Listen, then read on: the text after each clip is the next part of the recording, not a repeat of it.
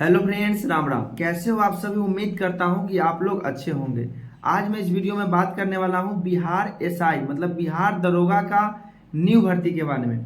से इसमें कितने पदों की वैकेंसी आई है, इसका फॉर्म अप्लाई कब से लेकर कब तक है, मतलब इसमें जो भी इम्पोर्टेंट बातें हैं इस वीडियो के जरिए मैं आपको बताने वाला हूँ। चाहे वो योग्यता हो, एज लिमिट हो, सिलेक्शन प्रोसेस हो, उसमें फिजिकल में क्या क्या कराया जाएगा, जैसे गोला फेंक है तो गोला का वजन, A to Z जानकारी इस वीडियो में देने वाला हूं। तो वीडियो को बिल्कुल भी स्किप ना करें और वीडियो के अंत तक बने रहे ताकि आपको बिहार दरोगा के बारे में संपूर्ण और सटीक जानकारी मिल सके। तो सबसे पहले हम इसमें बात करते हैं टोटल जो पोस्ट है, कितने पदों की वैकेंसी आई है।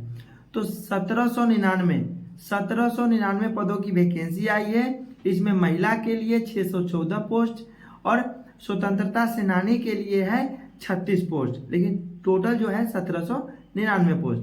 इसमें जो है कैटेगरी वाइज अलग अलग सीटों की संख्या बताई गई है। जैसे कि अनुसूचित जाति से हैं तो मेल के लिए है 210 और फीमेल के लिए है 74। अगर आप अनुसूचित जनजाति से हैं तो मेल के लिए है 15, फीमेल के लिए है 5।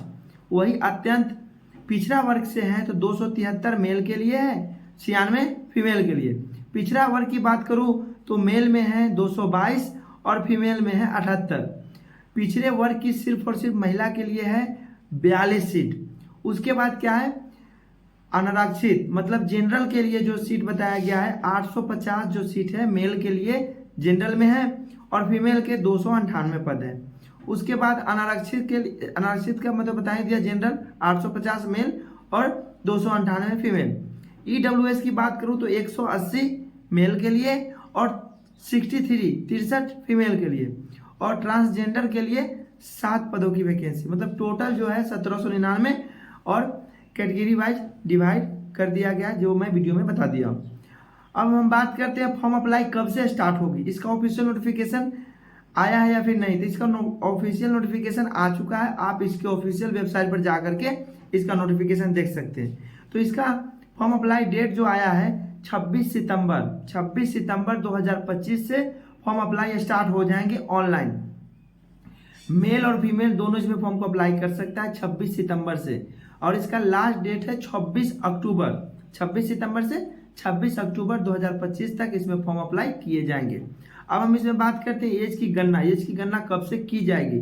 तो 1/8/2025 से एज की गणना की जाएगी। तो इसी हिसाब से अपना एज उसमें काउंट कर लीजिएगा कि आप इसमें एलिजिबल है या फिर नहीं है। 1/8/2025 से एज की गणना की जाएगी।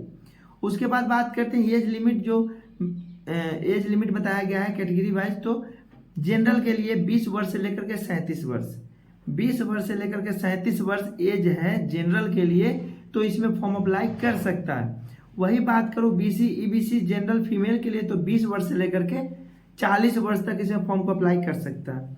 एससी एसटी की बात करूं तो 20 वर्ष से लेकर के 42 वर्ष तक इसमें फॉर्म को अप्लाई कर सकता है। फॉर्म अप्लाई फीस की बात करूं तो 100 रुपया, मात्र इसमें 100 रुपया लगेगा आवेदन शुल्क। तो 100 रुपया में आपका फॉर्म अप्लाई हो जाएंगे ऑनलाइन। अब बात करते हैं योग्यता क्या होनी चाहिए ताकि आप इस फॉर्म को अप्लाई कर सकते हैं। तो योग्यता इसमें जो मांगा गया है, बिहार दरोगा के लिए योग्यता जो मांगा गया है, आपका ग्रेजुएशन होना चाहिए किसी भी सब्जेक्ट से, उसमें चाहे आर्ट्स हो, साइंस हो, कॉमर्स हो, उससे कोई दिक्कत नहीं है। आपका सिर्फ ग्रेजुएशन का डिग्री होना चाहिए। ग्रेजुएशन आप पास किए हुए हैं, आपके पास डिग्री है तो फॉर्म अप्लाई कर सकते हैं। अब हम इसमें बात करते हैं सिलेक्शन प्रोसेस की। सिलेक्शन प्रोसेस क्या होने वाली है। तो सिलेक्शन प्रोसेस में जो होता है, इसमें 2 एग्जाम है, एक प्री है और दूसरा मेंस है। उसके बाद इसमें होगा आपका फिजिकल होगा, डॉक्यूमेंट वेरिफिकेशन होगा, मेडिकल होगा। इतना सारा आपका सिलेक्शन प्रोसेस में टेस्ट होने वाली है।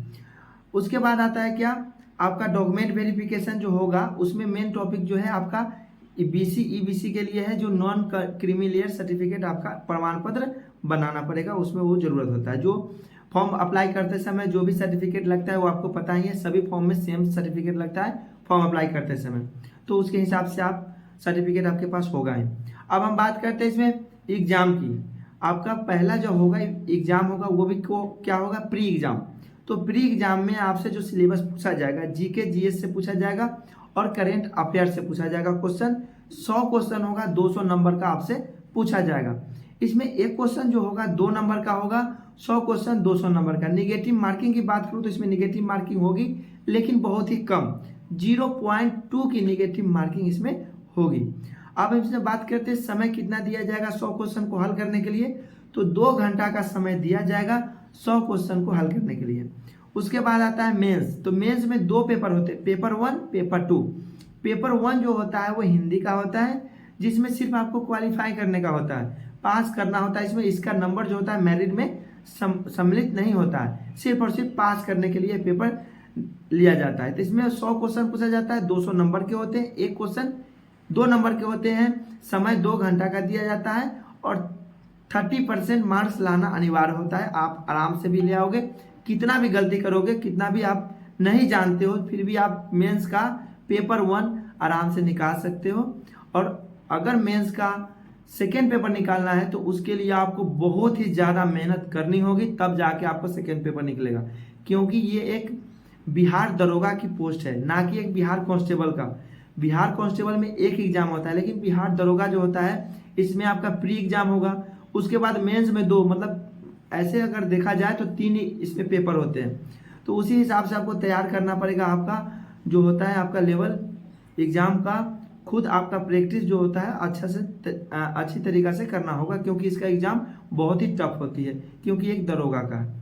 उसके बाद पेपर 2 की बात करूँ तो सामान्य ज्ञान एवं गणित से आपका क्वेश्चन पूछा जाएगा। 100 क्वेश्चन होगा, 200 नंबर के होंगे, एक क्वेश्चन 2 नंबर के, 2 घंटा का समय दिया जाएगा और 0.2 की निगेटिव मार्किंग इसमें ली जाएगी। तो निगेटिव मार्किंग ज़्यादा तो है नहीं, दूसरे कोई भी एग्जाम के मुकाबले इसमें निगेटिव मार्किंग ठीक ही है, बहुत ही कम है। तो अगर आप नहीं जानते हैं क्वेश्चन तो उसको छोड़ देना, उसको जरूरी उसको तुक्का जो होता है वैसे कर सकते हैं, आप लगा सकते हैं। इसमें 0.2 की है, बहुत से ऐसे होते हैं जिसमें 1/3 की निगेटिव मार्किंग होती है, किसी में 1/4 की होती है, लेकिन इसमें जो है 0.2 की निगेटिव मार्किंग है। जो नहीं जानते उसको भी आप टच कर सकते हैं, उसको भी हल कर सकते हैं। अब हम इसे बात करते हैं फिजिकल की। फिजिकल क्या होने वाली, तो फिजिकल जो होता है बिहार दरोगा की वो नॉर्मल होता है, ज़्यादा हार्ड नहीं होता है, लेकिन मेहनत करोगे तो, अगर मेहनत नहीं करते डायरेक्ट फिजिकल में चले जाते हैं तो फिर उसमें बहुत ही हार्ड होने वाली है। इसका क्या है, हाइट की बात करूँ तो हाइट बहुत ही कम मांगा जा रहा है। जैसे कि बहुत सारे डिफेंस में अर्धसैनिक में जाते हैं आप जीडी के लिए, या फिर ड्राइवर के लिए, या फिर आप ट्रेड्समैन के लिए, तो उसमें 170 सेंटीमीटर मांगा जाता है। लेकिन इसमें जो है एक बिहार दरोगा में हाइट जो है बहुत ही कम मांगा जा रहा है, 165 सेंटीमीटर। 165 सेंटीमीटर मेल का हाइट होना चाहिए। उसके बाद क्या है, अगर मेल में SC ST से हैं तो 160 सेंटीमीटर ही हाइट जरूरत होती है। फीमेल की बात करूँ तो 155 सेंटीमीटर हाइट होनी चाहिए फीमेल में, तो हाइट बहुत ही कम मांगा गया है। चेस्ट की बात करूँ तो 81 से लेकर के 86 सेंटीमीटर चेस्ट होना चाहिए जनरल। अगर आप SC ST से आते हैं तो 79 से 84 सेंटीमीटर चेस्ट होना चाहिए, फीमेल में चेस्ट का माप नहीं होता। रनिंग की बात करूँ तो 1.6 किलोमीटर की रनिंग होगी। समय जो दिया जा रहा है 6.5 मिनट का समय दिया जा रहा है। 1.6 किलोमीटर रनिंग पूरा करने के लिए मेल को 6.5 मिनट का समय दिया जा रहा है। वही बात करूँ फीमेल में तो 1 किलोमीटर का रनिंग होगा, मात्र 6 मिनट का समय दिया जाएगा फीमेल को। हाई जंप की बात करूँ तो मेल को 4 फीट का हाई जंप करना होगा और फीमेल को 3 फीट का हाई जंप करना होगा। लॉन्ग जंप मेल को 12 फीट, फीमेल को 9 फीट। गोला फेंक मेल के लिए 16 पाउंड का गोला 16 फीट, फीमेल को 12 पाउंड का गोला 10 फीट। ये हो गया इसमें फिजिकल। इसके बाद बात करते हैं सैलरी की। सैलरी कितनी मिलेगी, तो सैलरी एक आपका दरोगा पोस्ट के लिए सैलरी है, तो शुरुआती सैलरी फर्स्ट मंथ सैलरी 44 से 45 हज़ार के करीब आपका सैलरी मिलेगी और धीरे धीरे इसका सैलरी बहुत ही अच्छी खासी मिलने वाली है। ये था बिहार दरोगा की जो न्यू भर्ती आ रही है, और आ नहीं रही है मतलब आ ही गई है। 26 सितंबर से इसमें फॉर्म अप्लाई स्टार्ट हो जाएगा। तो बहुत ही अच्छी वैकेंसी है और इसमें जो है योग्यता ग्रेजुएशन पास मांगा गया है और इसमें ये लिमिट नहीं किया गया है आप साइंस से हैं तो अप्लाई कर सकते हैं या फिर कोई अलग विषय से, इसमें कोई भी सब्जेक्ट है तो इसमें फॉर्म को अप्लाई आप कर सकते हैं। वीडियो कैसा लगा कमेंट में जरूर बताएं। अच्छा लगे तो वीडियो को लाइक करें। चैनल पर अगर पहली बार आए तो चैनल को जरूर सब्सक्राइब करें। फिर मिलते हैं नेक्स्ट वीडियो में नए टॉपिक के साथ, तब तक के लिए जय हिंद जय भारत।